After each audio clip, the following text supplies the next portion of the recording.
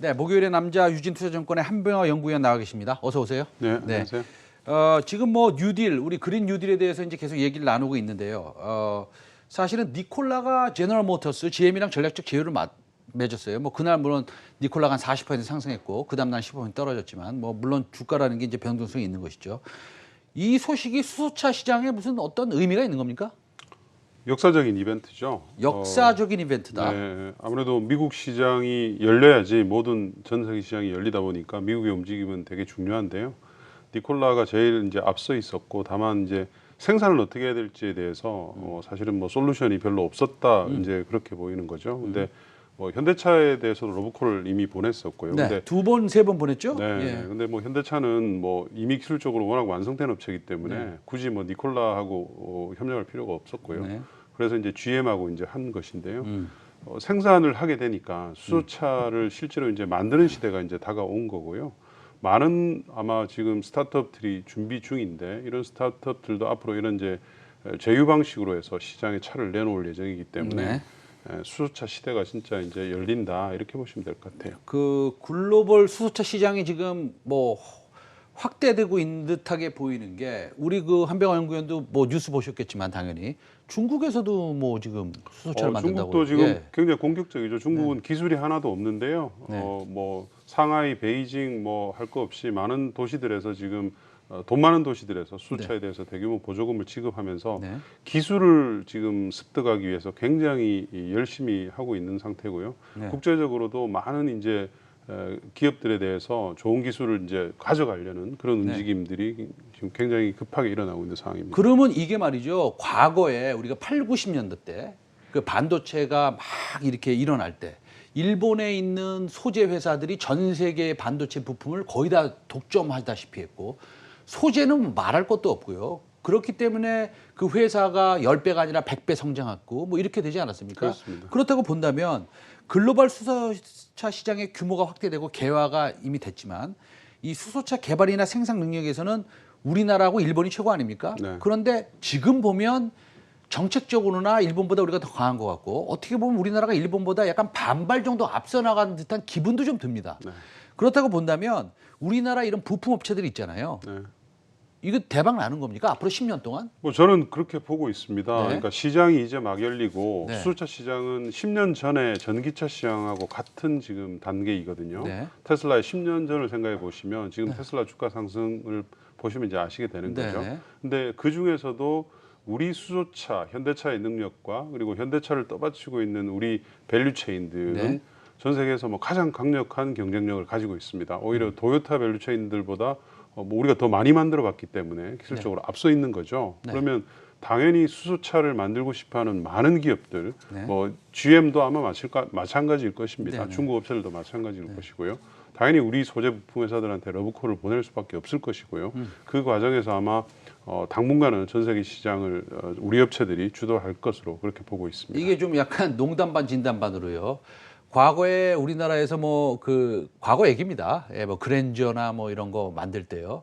엔진은 전부 일본에서 사다가 넣는 그렇죠. 거. 뭐 이런 거랑 똑같은 얘기네요. 그렇죠. 그 얘기랑 동일한 얘기고요. 네. 그만큼 저희가 이제 기술적으로 많이 앞서 있다. 그다음에 이렇게 독일에서 왜 오토매틱 하는 그렇습니다. 기어 사오고 네, 막 네. 그러지 않았습니까? 그렇죠. 예. 지금 뭐 우리가 다 만들지만 그러면 수소차 부품업체 가운데 이 주목할 만한 종목이 이 지금 이미 커버하시는 것들이 있지 네, 않습니까? 네. 그거 뭐 간단하게 좀 언급해 볼까요?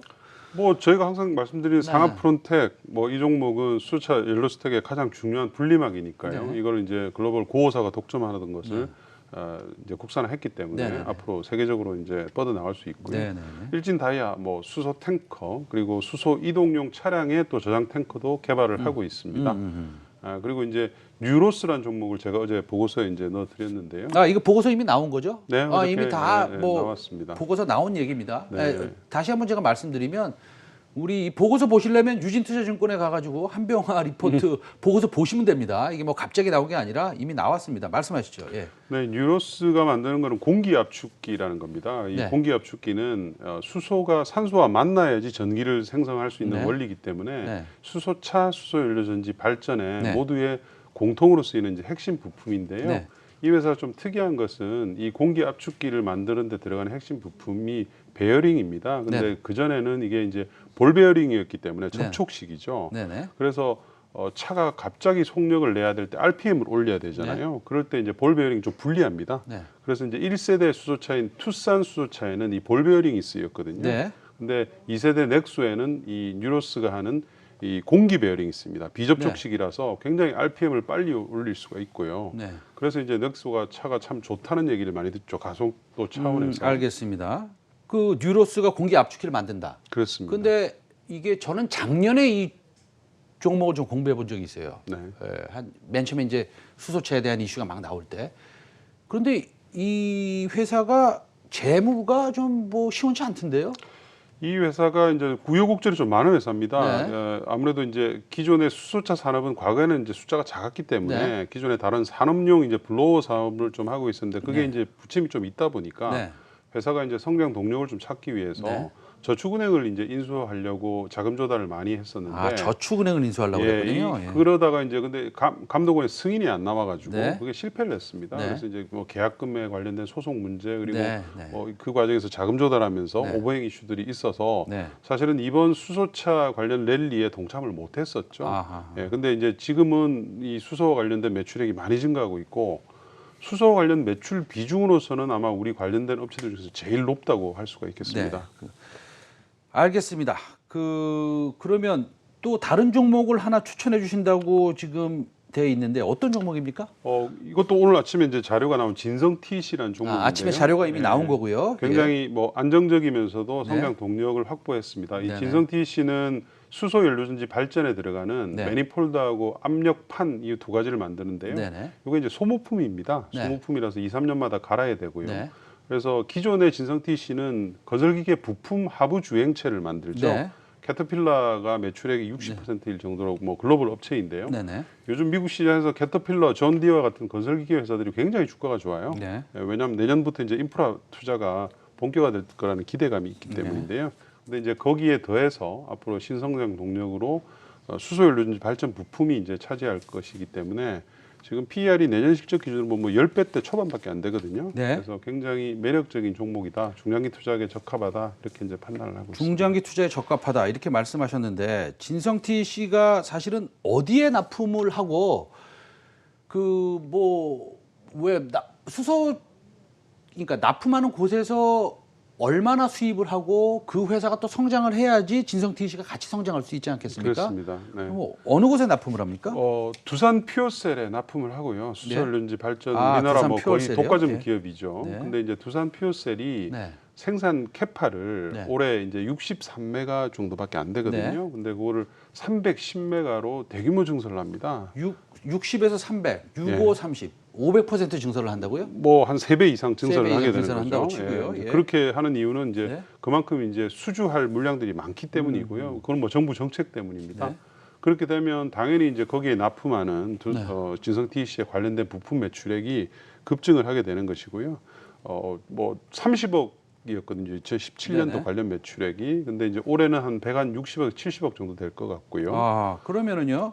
진성T 씨가 원래는 그 굴삭기 하부 부품을 만드는 그렇습니다. 회사고 그다음에 앞으로 뭐 사실은 미국의 인프라스트럭처의 수혜 네. 뭐 1조 달러를 투자한다는 등 뭐 네, 이런 네. 뉴스가 나온 수혜도 받았겠지만 지금 그런 회사에서 수소 부품 회사로 수소 네. 전지 부품 회사로 지금 변하고 있는 와중에서 그렇습니다. 지금 PER이 10배가 내년에 된다 안 된다 이 정도의 네. 수준인데 그렇습니다. 그러면 수소 부품, 수소 전지 부품을 만드는 회사고 그 포션, 매출의 포션이 계속 늘어나게 된다면 그렇습니다. 밸류에이션을 어떻게 앞으로 주실 예정이십니까? 제가 2023년도를 계산을 해보면 2023년도는 이제 두산 퓨어셀이 지금 증설한 물량이 네. 풀로 다 가동될 때가 2023년 정도 아, 되거든요. 그렇습니까? 예. 그 정도 되면 한 760억 정도 관련 매출액이 생길 것으로 보이고요. 굉장히 크네요. 큽니다. 네. 전체 매출액이 한 17% 정도 네. 되고요. 뭐 10% 이상의 마진이 나오기 때문에 네. 요 수소 연료전지 부품 사업만 가지고도 네. 제가 봤을 때는 한 1,500억에서 2,000억 정도의 네. 가치를 주는 것은 전혀 무리가 아니다 이렇게 전혀 무리가 판단하고요. 아니다. 캐터필러의 PER도 네. 내년도 실적 기준으로 20배입니다. 아하. 알겠습니다. 그러면은 뭐 진성 TC가 사실은 밸류에이션 측면에서 좀 약간 매력적이래요. 네, 좀 그렇습니다. 안정적이다 이렇게 말할 수 있겠습니다. 오늘 말씀 잘 들었고요. 목요일의 남자 유진투자증권의 한병호 연구위원 다음 주에도 뵙겠습니다. 감사합니다. 예.